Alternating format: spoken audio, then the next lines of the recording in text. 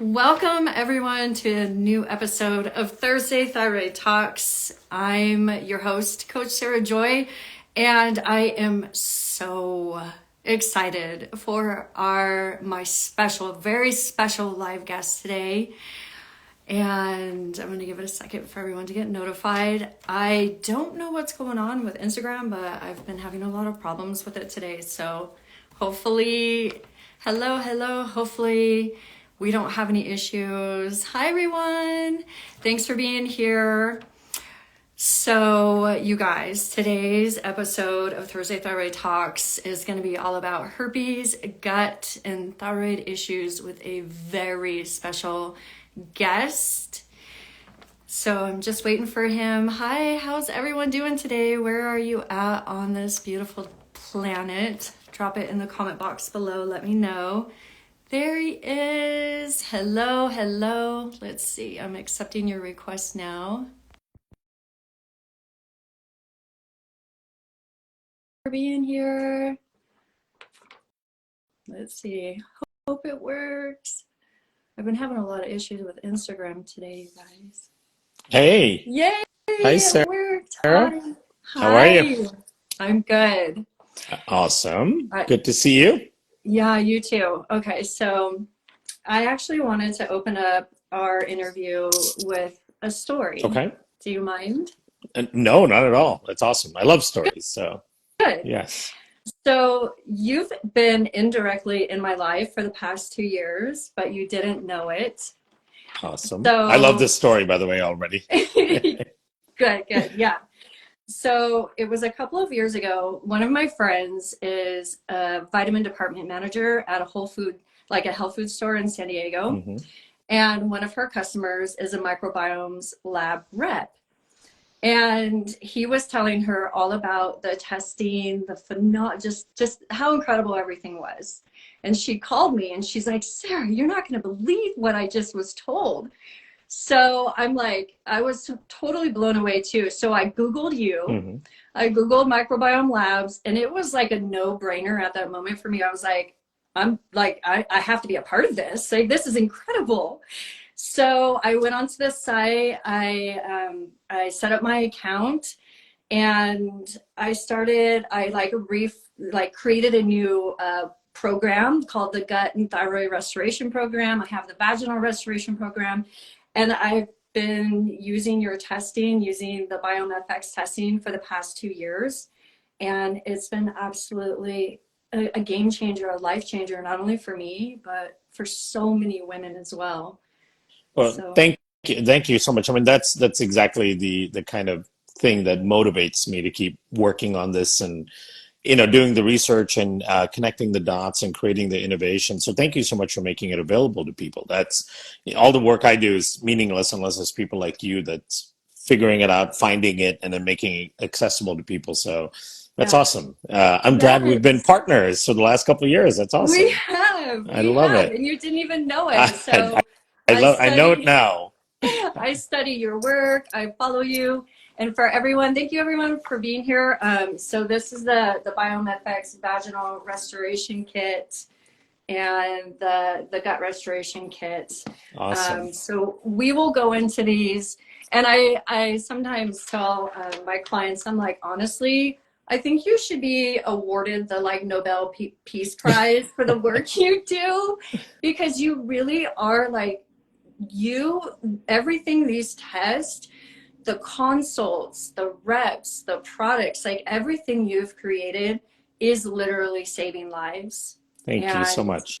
Yeah. Thank you. Thank you. And it's crazy to think that it's, I mean, it was all created from scratch, right? It's just ideas in your head, and you're being able to manifest that and make it happen is quite the crazy journey. So, but I'm eternally grateful for people like you that make it available to people that need it. So, and you've created your kits, and it's awesome. That's innovation, it's entrepreneurship, it's passion, right? It's all of that. Yes. So it's very exciting. Yeah. And it's the answer, it's the help and the tools that everyone needs. Yeah. Because, we're all just getting the ball dropped on us by the mainstream. Even, I'm sorry, but either both systems are kind of dropping the ball on things. And it's filling the void, and it's helping give people the validation, the answers, and the guidance and direction on exactly precisely what they need to do in order to move their health forward and restore their happiness. And Yeah. oh my gosh, it's just, I could brag about you forever. Mm-hmm. Okay, so for all of the Thank you. people that don't know who this amazing man is that should get a Nobel Peace Prize, please introduce yourself and tell them what you do. Yeah, absolutely. Well, thank you again for having me on here. So I'm Kiran Krishan. For those that aren't familiar, my background is as a research microbiologist. I've had a huge passion for health and wellness and clinical science for a long time. My mom is a medical doctor, and my dad was a microelectronics engineer. So he has the whole innovation, thinking outside of the box side, because he's got over 200 US patents in his name for inventing stuff in all our devices, right? His specialty was in memory chip area. And then my mom is a awarded clinician in her field. And so I think I got a little bit mesh of both, where, I have a significant passion for science, but I want to innovate in science. I have to go into new frontiers and make new discoveries. And my biggest passion, as I understand it now, is really kind of connecting the dots on the root cause drivers of conditions. And that's where the microbiome comes in, because it plays such a big role in everything, right? And in most chronic conditions, especially the ones we talk about today with thyroid issues, immune issues, latent infections, all of that stuff, the immune system is at the core of all of that, and the microbiome is at the core of the immune system, right? So it was a perfect fit for me in order to satisfy all my drives and needs to jump into the world of the microbiome and probiotics and gut health, and then try to innovate in that space and do the science and do the connecting the dots. And so that's how I founded Microbiome Labs, which was actually my third company that I founded. I had other two companies prior to this that were more behind the scenes technology development research companies. And then Microbiome Labs we founded in 2013. So, and it's been, an amazing journey since then. Yeah. Yes. Oh my gosh. Well, your parents must be proud. Thank you. And you are like the perfect mix of the two. I'm like so not surprised when you said their backgrounds. I'm like, oh, of course. I'm the middle child too, so I think I got squished with both of them right in the middle. I think my brother's who's younger is more like one of them, and my sister's more like the other. And I got a mix right in between, all the good and bad stuff. So naturally. Okay, so you're the sandwich. You're the mom and dad sandwich. Okay, yeah. I love that. Well, yeah, okay, that totally makes sense, because speaking of innovation, I mean, yeah, like your 19-page gut test report. Yeah. Wow, the details of that is just miraculous. I could geek out with you like forever and talk about like things that I've discovered. And I do have some specific questions that I want to ask you, but I have to say this the other day, what I found the other day on one of my clients' test results, it blew my mind. So she was an RN, she is an RN, and she worked in the ICU and emergency room during COVID. She was a, hospital like based nurse for 10 years. And on the fingerprint page, there was 4 different bacteria that came up that all coincided with like what she had gram-negative bacteria that she had been exposed to on the job that were now manifesting as symptoms. Wow. And it was like, oh my gosh, just the precision of everything. It was, and like she was blown away. She's done parasite cleanses, detoxes, all these things, and the fact that came up, she was just like, wow. Yeah. Yeah, and that's the beauty of using the technology called whole genome sequencing, right? So without whole genome sequencing, you really can't get a high degree of accuracy at the species or even subspecies level of these microbes. The vast majority of tests, and this is the reason why that BiomeFX test even exists, is because the vast majority of tests that were out there are using 16S sequencing, which is a older version of sequencing that's really inaccurate at the species level, right? So at the species level, it's 70, 80% inaccurate. At the genus level, it can give you some good data, but we want to understand the microbiome, we have to know what organisms are there at the species level. And most importantly, we have to know their relative abundance to other organisms, right? Because we all have a different microbiome. You and I, as different as we are, physically speaking, we're 99.9% similar in our genetics, right? Our genes are almost identical with a 0.1% difference, but our microbiomes are probably 70, 80% different. That's what truly makes each of us unique. And the only way you really understand the microbiome is to really read the population at the species level, compare everything, map all of the organisms relative to the others, and then be able to functionally group them into organisms that conduct specific functions in the body, right? Because you may have a completely different set of organisms that do a thing, for example, produce short chain fatty acids. Your organisms that do that may look different than my organisms that do that. I may have a different mix, but we're both producing short chain fatty acids, right? It doesn't mean that one of us is and one of us isn't. So you have to be able to get that really high level of accuracy in order to map all that out. And then it gives you an opportunity to do new things, to adjust diet, lifestyle, supplementation, because you have an understanding of your ecosystem, which dictates almost everything. So that was a necessity of that test, is that we just didn't have a tool like that at the time. And in the world of functional medicine, we love to test and we love to understand what's happening before we do treatments. And so we said, okay, we have to create something that's accurate and provides utility to practitioners. So, Right. so that's where it came from. Yeah. So it makes complete sense that you gravitated towards it right off the bat, right? Because it just intuitively even makes sense beyond the science. Exactly. Yeah, thank you. Intuitively, Yeah. it's the best tool ever. And I love that you just recently updated labs Mhm. and your microscopes go even deeper. So what did you say? Like there's 6 million, they go down like 6 million? Yeah. Yes. So the depth of sequencing tells you kind of the resolution. It's like, remember, cameras used to be like 4 megapixel, then 8 megapixel, then 12. And with every jump in megapixel, the resolution of the picture got better. You see more details, you see more clarity. Same thing with sequencing, but we look at like the number of base pairs that you sequence. So we used to be, I think, at 3 million base pairs, which is the depth in which we sequence. But then now I think it's double to 6. So it's almost double the resolution. So which means the accuracy goes from like 98, 99% to like 99.9%.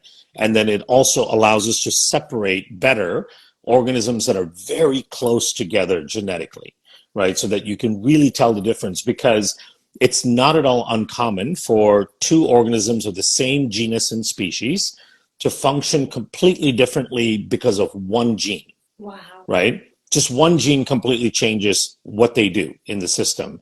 One example of that is our product ZenBiome, right? So ZenBiome Cope and Sleep has a psychobiotic in it, which is a Bifidolongum 1714. That's a specific strain.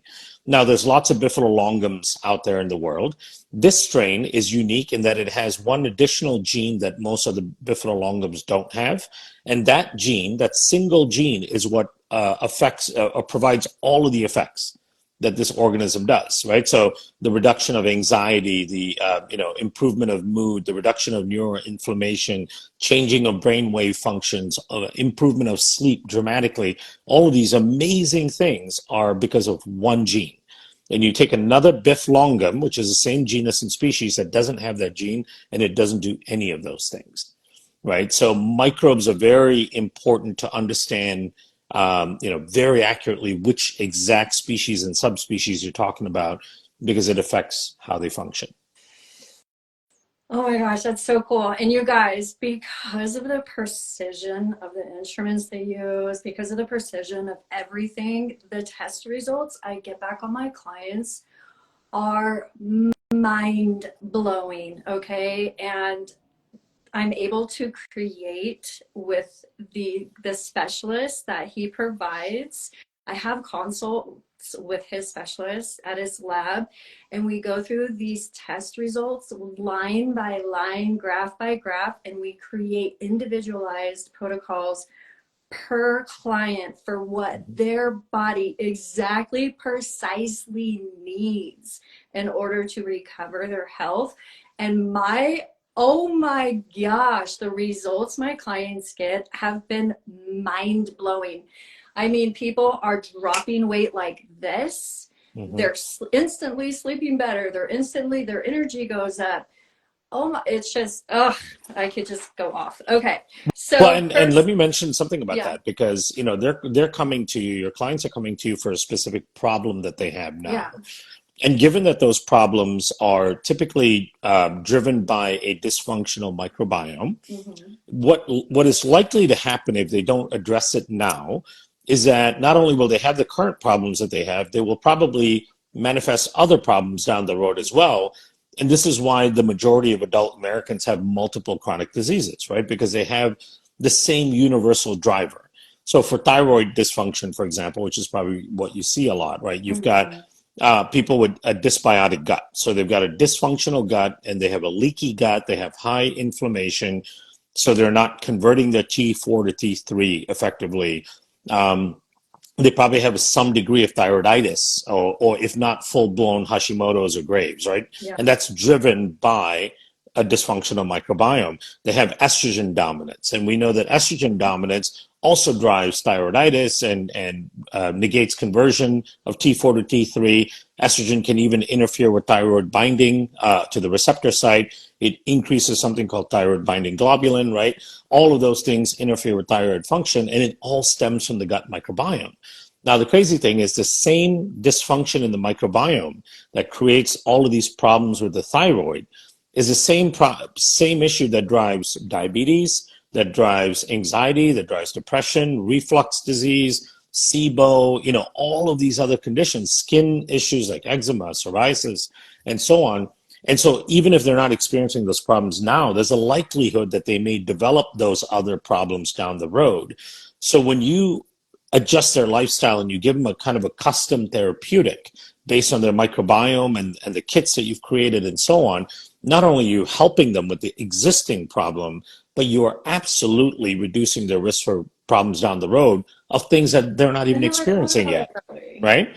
And they will absolutely experience those things, because when you have this root cause driver, which is a dysfunctional gut microbiome, low diversity, leakiness in the gut and all of that is the biggest source of chronic disease there is. There was that 2015 publications in Frontiers of Immunology that showed that a leaky gut was the number one cause of mortality and morbidity worldwide. It's the number one killer worldwide because it's at the root of most chronic diseases, right? So, the impact of the work you're doing, because of the tools you're using and the things you've put together from what you've learned, is so much more impactful than you even think, because even though you're improving their condition now, you're actually dramatically reducing their issues down the road as well. I'm, s- I, I'm like blown away because I never thought about it that way.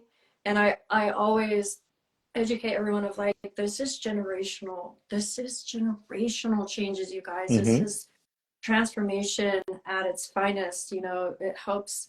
And I love helping the younger women too that haven't had children Yep. yet, and so that they can pass over a healthy biome and body and nutrients and everything to the babies they're going to build and be good moms. But that's like a whole nother level I didn't even think about. Wow, Yeah. thank you for saying that. Yeah. You're improving their kids and their kids' health by what you're doing now, because we know that, the overall health landscape of a child is largely dependent on the microbes that the child gets from mom and dad, right? And especially mom through the birthing process and nursing and all that. So if you're improving their biomes now, and then they're passing on a healthier microbiome, more diverse microbiome, that child is going to see the rewards of that for the rest of their lives, right? In Yeah. every aspect of their health.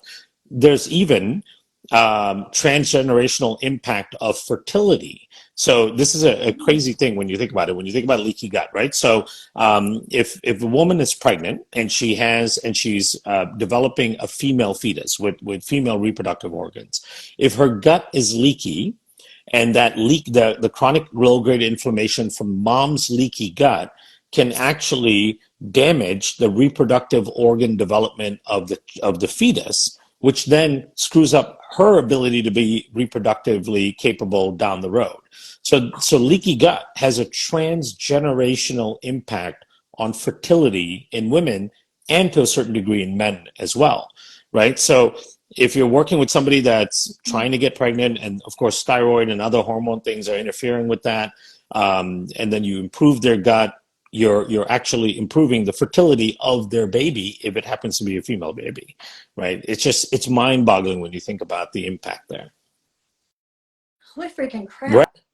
crap. Yes. Wow. Which and to the people that are listening that partake in these programs and go through the testing and all that, I mean, that's your lens right now is you're focused on the current problem, but it's really important to know that if you fix the current problem because of its source and the fact that you're going after the root cause issues, that root cause, fixing it now also negates problems in the future. And then if you should end up having kids, you're dramatically helping your kids down the road. You may not even see that, but you absolutely are doing that. It's important for people to know that, because we're not just like, oh, you have a problem now, we're fixing that problem, and then down the road something else may come up. You're actually making a lifelong impact on what's on your outcomes and your children's outcomes even. That is seriously phenomenal, and I'm going to start sharing that on my page so everyone understands that, because that's massive. Okay, we're done. I'm kidding. Okay, so one of the things, all right, let's talk vaginal biome, okay? I have a lot of women, even current clients, that are really struggling with lesions, BV, yeast infections, UTIs. So I would love you to just speak to the vaginal biome and the problems and things there. Yeah, absolutely. So this is no different than any of the other biome issues that we're finding, right? So the gut is the one that we know the most about, but then you look at every other part of your body, you've got a unique ecosystem in every other part of the body.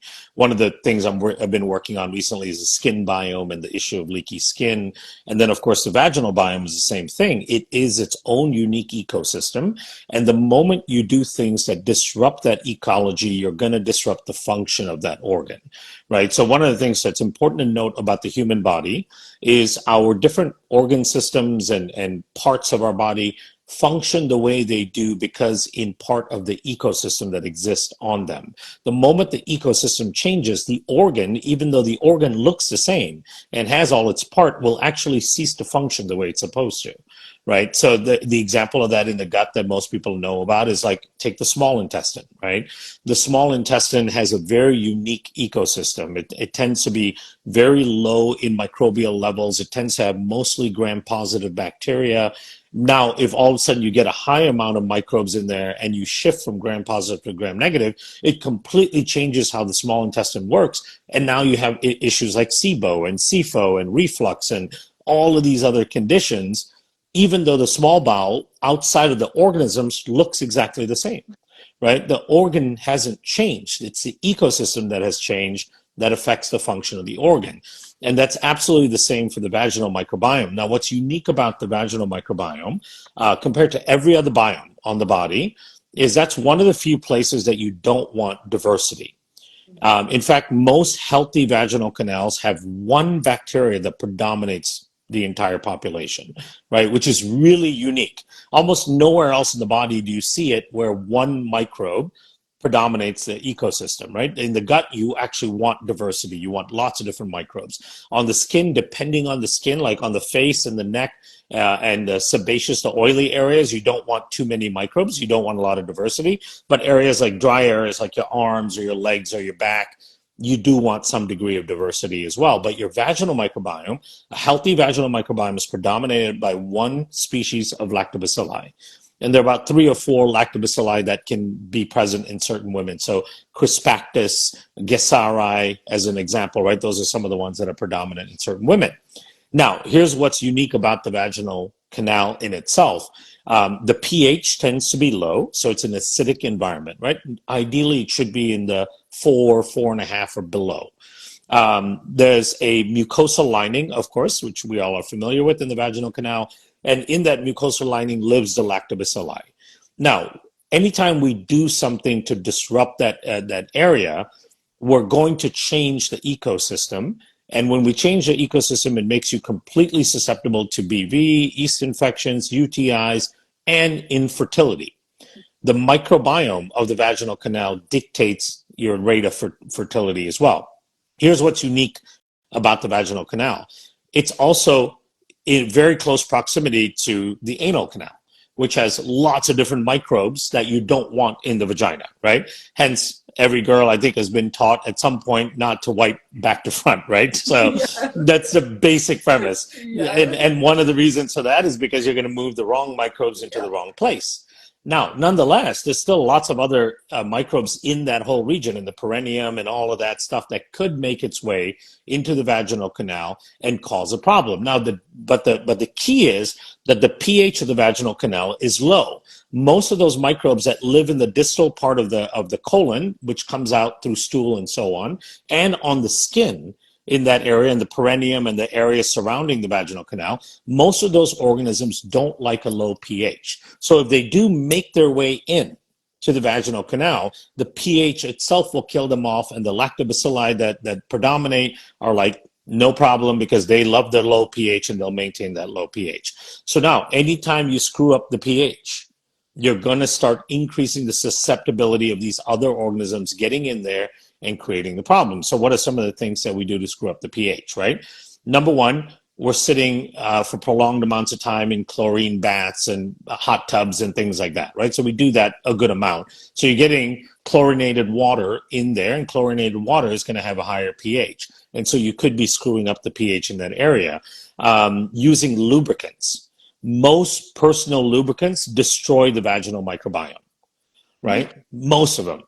We did some testing early on at Microbiome Labs where we were looking at lubricants as a cause of it. And some of the more common lubricants that we purchased, and we did some laboratory testing on their impact on vaginal bacteria, they look like an antibiotic. That's how effective they were at killing those microbes, right? The beneficial lactobacilli.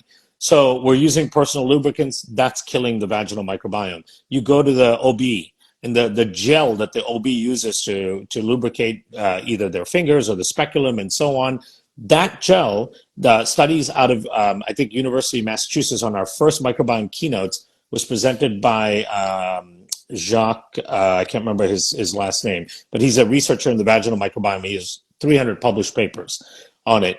He showed that in some women, I think it was upwards of 25% of women, a single exposure to that gel can destroy the vaginal microbiome and it never recovers. Oh my gosh. Right?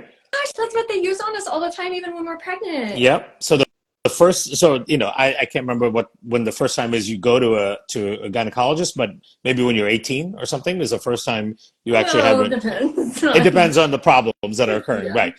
So it could be earlier than that. Right. So from that time on, exposure, constant exposure once a year, whatever it may be to that gel is dismantling the vaginal microbiome as you go along. And then you add to it the use of personal lubricants, you add to it the use of tampons. Tampons are horrific because you've got cotton. A lot of those cotton tampons have pesticides, herbicides on it, which are antimicrobials. They're killing the microbes in the vaginal canal. The other bad thing about tampons is because they're designed to be absorbent, they suck all the moisture from the walls of the vaginal canal, drying it out, which kills the lactobacilli, right? So all of these things we're doing, and then of course, you know, courses of antibiotics that everybody needs to take from time to time, you know, the detergents that you use to wash your underwear and things like that. All of those things added up together, including a dysfunctional gut microbiome, and I'll explain the connection there. All of those things drive a huge prevalence of dysfunctional vaginal canals and then all the resulting problems. Did you find condoms? Are condoms disrupting?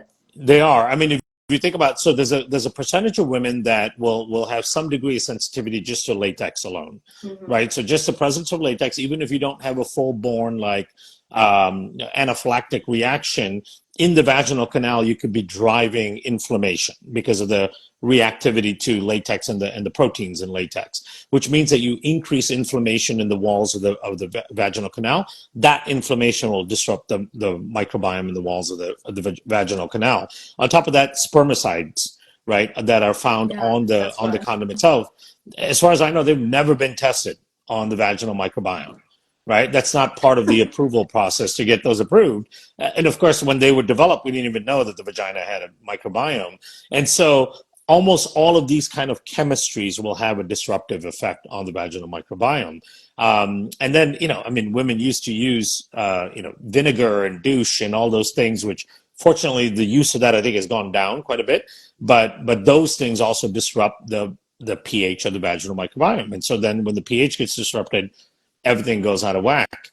To me, what's surprising about it is that we don't see even more problems, which speaks to some degree to the resilience. I figured, just from all the things we described today, which virtually every woman probably listening to this has experiences to some frequency, right? Whether it's lubricants, tampons, condoms, visits to the OB, sitting in hot tubs, detergents, all that stuff, right?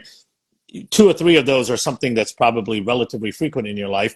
The fact that if you don't have a disrupted vaginal microbiome, it's an absolute shock to me and surprise. It just speaks to the resilience of the body to try to keep correcting things, right, that we mess up. Right? And let me give you a quick aside on the role of the gut here in all of this. So if you think about you've got microbes in the vaginal microbiome, right? And of course, we're not feeding food in the vagina, at least not normally. Maybe maybe people do, but that's not a normal practice, right? And given that we're not putting food-based items up in the vaginal canal, how do we feed the microbes that exist in the vaginal canal? We know we feed the microbes in the gut by eating food. So we don't actually feed those microbes directly in the vaginal canal. What we're actually doing is the microbes in the gut provide nutrients to the microbes in the vaginal canal through the mucosal system. And in fact, the microbes in the gut train the immune system to be able to identify the right microbes in the vaginal canal. And then if any other microbes that shouldn't be there start to proliferate, the immune system goes after it. And so if your gut is messed up, then you don't have those two things happening. You're not feeding the microbes in the vaginal canal appropriately, and your immune system doesn't have the intelligence to monitor and support the vaginal canal, and thereby you can actually increase your risk of things like yeast infections, BV, UTIs, and so on. So the gut plays a big role in all of that too. Yes, and I love doing the combo. Mm-hmm. I'll do the combo on my ladies who are displaying a lot of the symptoms of gut dysbiosis and then the symptoms of the vaginal dysbiosis, and we get the counter like nutritional, get the nutrition on point, we get everything on point. But I knew half of that, but I didn't know the other half. Like, oh my gosh, that is just okay. So someone's asked what I was thinking, like, what are we supposed to tell our OB, like, especially when we're pregnant and like this whole situation? I'm like, are we gonna bring like a bottle of coconut oil with us and be like, use this instead? Like, what do we do? It sounds kind of crazy, but we were developing a microbiome safe lubricant, which we didn't end up doing, and I hope to maybe do it sometime down the road. So coconut oil, I wouldn't use that. I would use olive oil. In fact, I would use that organic extra virgin olive oil. I would use that as your personal lubricant as well, right? Because you don't want to use most of the commercial lubricants. It's not good for the vaginal microbiome. And olive oil, it feels nice. It tastes good. It's all good, right? So there's nothing bad about it at all. And in fact, some of the polyphenols and all that in the olive oil, I would suspect can actually be very good for the vaginal microbiome and reduce inflammation and all of that good stuff. So now, one thing forewarned, we don't know what olive oil does to condoms. So if you're using protection during sex, I can't recommend it, right? Because I don't think anyone's tested to see if olive oil messes up the integrity of the latex. So that's something to be careful of. But if you're not using latex condoms, then by all means use olive oil. But I would, if I was a woman and I was going into the OB, I would absolutely bring a little thing of olive oil and go, use this assuming it doesn't interfere with, if they're doing a pap smear, it may interfere with that. I actually had a couple of OBs looking at that to see if it interferes with that. And I don't think that was ever completed because we were doing that in late 2019, early 2020, and then the pandemic kind of screwed up the whole thing. I don't think it would for pap smears, but certainly for like regular exams, they should be able to use that, right? They should be able to just use a little bit of olive oil and put it in. I would drive for that because exposure to those crazy industrial lubricants that they have there are really not good for the vaginal microbiome. I mean, it makes sense because it's all petroleum-based Mm-hmm. products, and it's just like exactly why we were trying to avoid all these petroleum-based medications. Like, Yep. ugh, oh my gosh. Okay, well that's good on the olive oil. Just olive oil, or do you think like avocado oil as well? Yeah, I would be careful of any seed oils because seed oils, we know, number one, they can have inflammatory responses in people's guts, right? So because of that, the gut mucosa, the vaginal mucosa are similar. So I'd be careful about that. I would say olive is very, very safe. Coconut, in some people may be safe, but coconut is an antimicrobial. So coconut oil can kill microbes, which can be problematic. The other one to think about may be ghee. If you don't mind the feeling, ghee is delicious, so that helps. But clarified butter, right? But and there's no protein in there. Ghee is clarified from butter because you remove the dairy protein. So if somebody is sensitive to dairy, that probably shouldn't cause a problem. But olive oil is fantastic, and you don't need a lot. It's a tiny amount that you need. So it's not like you have to do a big squirt of it. Yeah. It's just a tiny amount, right? And don't get the aerosol, you guys. Right. Get a good Yes. Oh my God, please. Get a good one. That might be my gosh. convenient Okay, well, because you I can just think- go. I think the olive oil industry is gonna have a lot of sales now. So okay. Wow. So that's really good to know.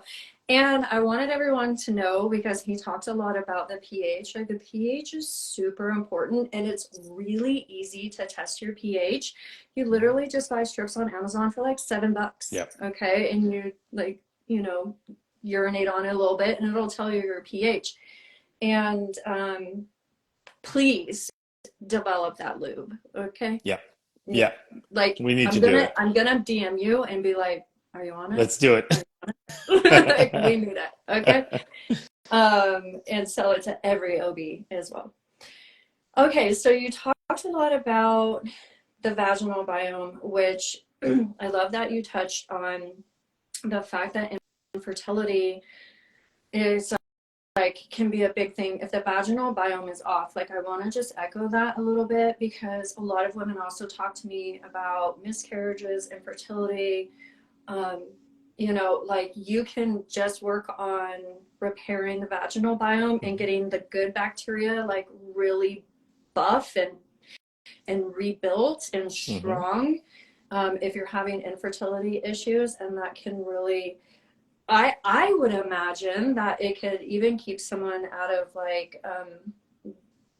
having to do the treatments and all that stuff. I would go that route before going IVF and these infertility treatments. Sure. Yeah, absolutely. I mean, we see that fertility has been dropping steadily in women over the last couple decades, but it's also been dropping in men because sperm counts have been going down like crazy. We're talking about over the last 50 years, it's dropped almost 50% in men, right? And sperm counts are dropping at almost 1% per year. So theoretically, in the next 50 years, men would be making completely blank semen with no sperm in it at all. Wow. Right? So when you're thinking about fertility issues, one of the defaults is that it falls on the woman to be fertile, and we don't enough think about the role of the man and his fertility in the process, right? And so I think one of the statistics I read was somewhere around 50% of infertility issues among couples actually is driven by the male side of it. And so if you're with a partner and you're struggling with getting pregnant, it becomes really important for the woman to ensure that her vaginal microbiome is healthy. Do the test and ensure you have a predominance of a particular lactobacilli, and then make sure your gut is healthy. You don't have leaky gut. You've got high diversity. That alone will help ensure fertility. You've got right hormone balance, right? You've got regular cycles, your estrogen, progesterone balance, and all that is normal. And then you have to look at the male too, because if the guy has leaky gut, there's a condition called gelding, Gelding, which is an elevation in endotoxins in the male from leaky gut, and its ability to dramatically reduce the production of testosterone, which then reduces the production of both sperm and semen as well. And then on top of that, it also interferes with the male pituitary gland, which is the signaling gland for the production of testosterone in the men. So the pituitary gets inflamed, it starts producing a lot more cortisol and other stress hormones versus producing testosterone. So the male's testosterone levels go way down, and then that affects his fertility as well. Wow. So the same thing that drives infertility in women drives infertility in men. So both people within the couple need to be looking at that. Okay, ladies, did you hear that? Like, the blame is not all on us anymore. Like, we're only half to blame, so that's good to know. Or not blame, but with the where I the like issue the word is. blame, because I do feel like women get a lot of blame. Like, it's like, totally. Oh, you get pregnant? Well, no. What about you? Right. What about your situation, mister? Like, let's get you checked out too, okay? Yeah, men should be doing the same. I mean, it should be, and then if you think about it, right? So at the end of the day, if you end up getting pregnant, from having a healthy gut, healthy microbiome, no leaky gut, and all that, that's fantastic, right? That's the ideal way to do it. Now, of course, it doesn't always happen. In some cases, you have to go and do the treatments, which is totally fine. But if you can get pregnant under those conditions and have a healthy gut microbiome and all that, as a couple, you're also then delivering the healthiest version of your gut microbiome to your child, right? So either way, you need to be thinking about that, right? And that needs to be in the forefront of your mind. Now, having a leaky gut on the woman's side, even when she does get pregnant, dramatically increases the risk for neurological developmental issues and all that in the child, right? So either way, you have to be thinking about the gut and the leaky gut and the diversity and all that, because if you don't, it could screw up what's happening during gestation. It could screw up delivery. It could then also dramatically increase the risk for the child down the road with lots of conditions, metabolic, immunological, endocrine, all of those things. So it's really just overall best for both the man and the woman to think about these things. So basically what it comes down to, in my opinion, after everything that I've already been doing for 2 years and seeing myself on my clients, I even tested my own gut and was like blown away. This should just be like doing these tests and working on your gut, working on your vaginal biome. This should just be standard practice. Like, everyone should just do this. Because not only would it help everyone feel better for themselves, but like we've already been discussing, it's going to help you build better babies and just, like, support your family tree. And I mean, with the direction, especially children nowadays, like, everyone is just so sick. And I'm having discovery calls now with like 18-year-olds, like 16-year-olds. It's really sad. So, my gosh. Well, we have about 15 more minutes, and there's been a ton of questions. So one person asked, what do you think is the best gut test? And okay, so like, this is it. This is state of the art. On one of my consults, I was told, and correct me if I'm wrong, that because I use this as a coach, your beautiful invention, I'm 15 years ahead of like basic doctors, at least 10 years ahead of mainstream medical systems because I use this. Because if you think about it, right? So this is giving you insight into what's happening with the client or the patient, um, deeper from a root cause perspective than a lot of blood work can. Yeah. Blood work can kind of point you in directions and tell you what may be going wrong, but it doesn't necessarily tell you the cause of it, right? Like why it's going wrong, right? So there's a what, like what is wrong, and then there's a why. And in order for us to really impact people's outcomes, we need to know both. We need to know the what and the why. Mainstream medicine is very focused on the what, and even on the what, they have a very one-dimensional view, right? So if you look at a functional medicine doctor, they run far more tests with more in-depth analysis than a conventional doctor because they have a deeper view on the what part of it. But then the why part of it really comes down to the microbiome in most of these conditions. So you're really digging deeper into the root driver of many of these conditions that then you see on those other blood work tests and all that. Yeah, So, yeah. the blood work is like, I use it for very specific things. Like if I want to just find some deeper nutrients from like the hair tissue mineral analysis, or, you know, I don't know, but yeah, it's really not that beneficial, even when it comes to thyroid stuff, you know, really. So I call it like the freeway, like you're taking a snapshot of what's on the freeway. And Right. that's about it, what's traveling down the freeway. Yeah, these tests you developed are just precise. And like we've been saying, then they give you, and I have my clients, just so you know, I wish I could send you these videos of when I'm going over the test results with my clients, and they are weeping. Literally wow. weeping, tears of joy. Like my current client right now, she might be listening.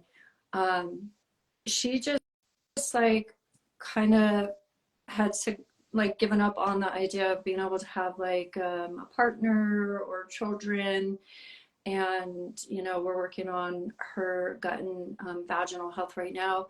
And the fact that we were able to figure out so much of what's going on, and now I created the protocol with the specialist, and we're implementing everything together, you know, because I'm with her as the coach. So we're implementing new routines, we're getting the supplements, we're cleaning up her diet, we're cleaning up her sleep, getting her like really healthy all the way around. It just is changing her life. Like her whole trajectory of her life has changed for the better. That's amazing. Yeah, no, it's absolutely incredible. That's why everyone go vote for him to win the Nobel Peace Prize. Like, I'm serious. Okay, so I know we've touched on it, but I just wanted to say, like, have you say like, and you've said it a lot, but if they were like, what would be the best course of action for people that were listening and they're like, wow, I'm struggling with that. Wow, I'm struggling with that. Like, what do you think the best course of action for everyone is? To fix their gut, you mean? Just fix their health overall, their health issues. Overall. Yeah. Let's break it down to a few simple things that they need to bring under control, right? So if you're cognizant of these things and you're working towards them, it'll dramatically improve your health. Some of the things are the things that everyone hears, right? So being active, exercising, especially like resistance training, right? And I know a lot of times people are like, I run a lot, I do cardio. Resistance training is important. And I recently posted about this because, or no, actually didn't post. I made a video that I'll post. When you do resistance training, it increases the expression of a type of protein called myokines. It's a whole host of proteins that your muscle cells actually make, and those proteins actually dramatically improve your microbiome. So one of the treatments for dysfunctional gut, and I saw a question about how do you fix dysbiosis in the gut, is actually lifting, is actually exercise. And then even endurance exercise, if you do high intensity or medium intensity, I wouldn't do it too much. You want to do that sparingly. It increases the release of endorphins and all that can bring down inflammation and actually diversify your gut microbiome to a certain degree. So that's one thing. The second thing is sleep. So when we sleep, one of the key things that occurs is you increase the diversity of your microbiome. And the diversity of the microbiome is one of the most important things for your health, right? That's an amazing predictor of longevity and resilience to chronic disease.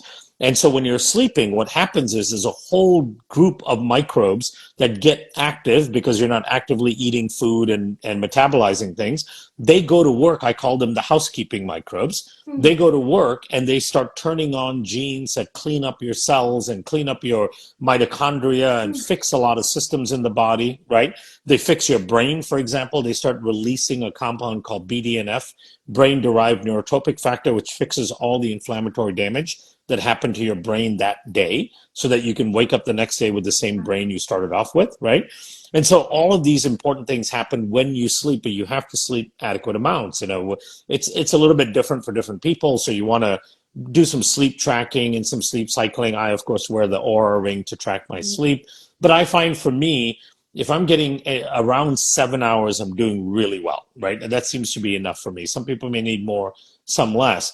But sleep, supplementations, you need the right probiotic, right? You need to send in microbes that can defend and support your microbiome, right? This is why we developed the probiotics with the spore-based probiotics, because the spores are nature's like kind of SEAL Team 6, if you will, for the gut, right? We're supposed to encounter them in the environment. We're supposed to get them exposure to them from eating dirt and drinking waters out of rivers and streams and digging for food and foraging and all that, but we don't do that anymore. So we no longer get exposure to these organisms. But if you take the right ones as a supplement, they'll go in, they'll police the gut microbiome, they'll identify dysfunctional bacteria, bring them down, and then they'll identify good bacteria that aren't at high enough levels, and they'll increase the growth of those good bacteria, right? 3 weeks of taking Megaspore, we've shown increases diversity in the gut microbiome by like 30%, right? Keystone species like Akkermansia, Fecalum bacteria, which are really important for overall health, for metabolic health, immune health, and all that. The spores increase those microbes from by 100 to 1,000 fold in a 3-week period, right? Dramatic changes to your gut microbiome. You also want to start reducing exposure to things that we know harm the microbiome. So we talked about on the vaginal side, all of the different things that you can reduce and eliminate to stop harming the vaginal microbiome. But on the gut side, it's about food that you eat, right? So stop eating the processed stuff that has pesticides, herbicides, antimicrobials, and all that in there. If we reduce the exposure to those things and eat just real clean food, that in itself dramatically helps. And then diversify the foods that you eat, right? The more diverse your diet is, the more diverse your microbiome is going to be. In your home, in your personal care products and all that, you want to start cleaning those up a little bit as much as you can, right? Start with things like, right, your deodorant, your lotion, your toothpaste. Go to the cleanest versions of those that you can with the fewest ingredients, ones that don't. If you look at your lotion and it has 50 ingredients in it, there's something wrong there, right? You want to get the most pure, cleanest products that you possibly can, because all of those harm your microbes and your microbiome. And then one of the last things I would say, or two of the last things, one is managing stress, right? Stress is one of the biggest drivers of leaky gut. And in fact, stress can increase the growth of pathogenic organisms within your system, and it dramatically increases inflammation. So behaviors that reduce stress are great, right? Mindfulness work, things like meditation and all that stuff. Breathing exercises can be very powerful. Taking a psychobiotic like ZenBiome that we mentioned earlier, that dramatically reduces stress. And allows you to deal with stressful situations better. And then cutting out things in your life that do stress you. You know, you kind of have to do a little bit of an inventory. There may be people that stress you. There may be scenarios and situations that stress you. Know that those aren't just not good for your psyche. They're also really bad for your overall health. Right? Stress-induced leakiness in the gut is the biggest driver of chronic disease. And then finally, getting more in contact with the outside world, right? Spending more quality time outdoors, like going on hikes, and if you're near the coast, going to the beach and places like that where you encounter microbes in the natural world. That's really good for your overall microbiome. And if you can eat outside, that's fantastic, right? If you're going to go for a hike, bring a food along with you and then sit down somewhere in the dirt or near the dirt and eat. That's one of the most fundamental ways in which we interact with the environment, right? So, and then, yeah, absolutely. You know, and then get a coach, It's one of the most important things, right? I made a post about this a while ago. We use coaches and trainers for all kinds of stuff, right? Mhm. For our health, we need to be absolutely doing that because number one, it's really hard to wade through all the nonsense that's out there, Yes. right? To figure out what is the most efficient and effective thing to do, because there is a lot of nonsense out there. A coach that has good background, that knows what they're doing, can wade through that for you, and they've already had some practice and experience with what actually works. Number two, should you end up having a health issue, the coach can help direct you in the right place, who to talk to, what kind of doctor to see, and so on and so forth. And then they keep you accountable, which to me Yeah. is one of the most important things, right? Is that accountability side of it. And everybody needs that for their health, right? We really do take our health for granted. Mhm. And until a problem happens, we completely take it for granted. And once a problem happens, we go in crisis mode and we're like, oh shit, how do I solve this? And then we're spending hours online listening to 1,001 people and going down that spiral, Mhm. right? Get a coach, call your coach and go, hey, what do I do? And then how do I prevent other issues down the road, right? So I think if people just focus on those 5 or 6 things, they'll do really well. The vast majority of people will do really well, will live really healthy lives. And the issues that they're dealing with right now can absolutely be brought under control, and they can absolutely have joy and wellness and thrive and all of that, right? It's all possible. Yeah. Yeah, you guys could go watch. I did a podcast. I had one of my clients like a year after we worked on her gut, um, changed her workout so it wasn't so cardio heavy, changed her diet, just tweaked it, had her start on the IgG, HU58, Megaspore, everything. And she, like, I don't know, just dropped 100 pounds. Like, Hmm. no problem, didn't even put any effort into it. It's on my Thursday Thyroid Talks, you guys, is my podcast, and it's on YouTube. It's called Mel's Fucking Fabulous Gut Makeover. That's awesome. Yeah, it really is. Okay, so there was like a bazillion questions. Thank you for that incredible list. I'm gonna go through and like write all that down. Um, so everyone's asking like, where do we do this? How do we do this? Okay, you guys. So let me just show you. Let me give you the tea. Okay. So first question: are these at-home use kits? From my understanding, it's through a Hmm. practitioner only. Okay, so I It am is. a practitioner. I have the gut and thyroid restoration. I have the vaginal restoration programs. The way it works is you come work with me. I send you the kit. We go through the whole program. You get the test results. I meet with his amazing one of his specialists. We go over your test results, build you an individualized protocol, and then as your coach, I implement everything with you. So you can do just the gut, you can do just the vaginal one, or you can do them combined. Also, they're saying, where do we get the supplements? Hmm. So if you go, obviously, it's just Microbiome Labs. Um, they are having a sale, Black Friday sale right now. I saw that email come through. I think it's 30% off. So now's a good time to buy. But I personally, I think it's best. Like, yeah, you could start with the cope for stress. You could start with the sleep, and you could do the dual. These are the psychobiome products that are really great. But I think it would be best for you guys to do your testing first. That way you can see exactly what's wrong with you. And because you guys, he developed the products to match the testing, right? So you Hmm. can look at your test results, go, this is exactly what I'm missing. So I'm going to take this exact product. Like, it is that precise. So I'm Hmm. like, yeah, you could go start taking some products here and there if you really wanted to, or you can just do the test first and be like, boom, here's everything that I need to take over the next 6 months or year, depending on the severity of your dysbiosis, which is, I mean, who doesn't want that like precision direction, right? Like, Right. it's just sexy. Yeah. So yeah, you can go to the link in my bio on page 2. It's called Top Supplements. Microbiome Labs is listed in there. If you go through my link, you create an account, and I think you get 20% off if you buy through my link.